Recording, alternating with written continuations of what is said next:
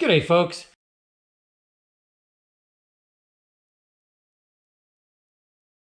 I'm going to show you what you need to do when you remove those parts and by mistake tear the gasket between the valve body and the transmission. Do not panic like I did when it happened. There is a path forward that's not too frightening. I was pulling the 1-2 accumulator down and was very careful. There is a paper gasket there, but it tore in 2 teeny tiny places. And I was initially panicked because that gasket is underneath the 1-2 accumulator, but underneath the whole valve body as well. I do not want to touch that valve body simply to replace an oil seal that was leaking in this transmission. Not happening. So what I've done is acquired another paper gasket, the full gasket.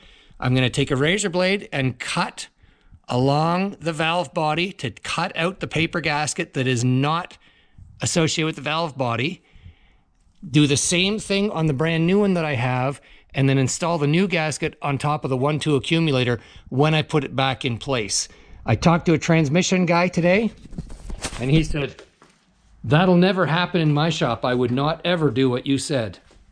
I said, "Okay. Do you think it should work?" And he said, "Well, the logic is sound. It's probably going to work. But leaving a transmission shop, we would just take the valve body down." Well, good. I understand that and appreciate that. He's an expert and he doesn't worry about balls falling out of the transmission or anything else related to the valve body. I'm not going to do that. So I've got my new gasket. Oh, and here's the 1-2 accumulator. And you can see a speck of gasket material right there by that bolt hole.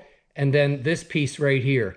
So I'll clean that off of there. I'll take this valve body, turn it upside down on the gasket and cut the gasket out just so that it covers the valve body. And then I'll cut out the piece that's still on the transmission. And that's how I'm going to reinstall it. Basically, I've cut tight to the valve body there, and then tight here, and now I'm going to cut tight here.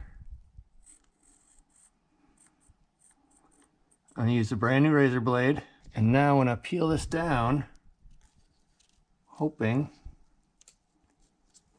yeah, great. So there's the piece I cut off. Perfect. So I've taken the old gasket and put it over the new gasket. This is perfectly lined up, both holes. So I've got my new cutout gasket on top of the 1-2 accumulator.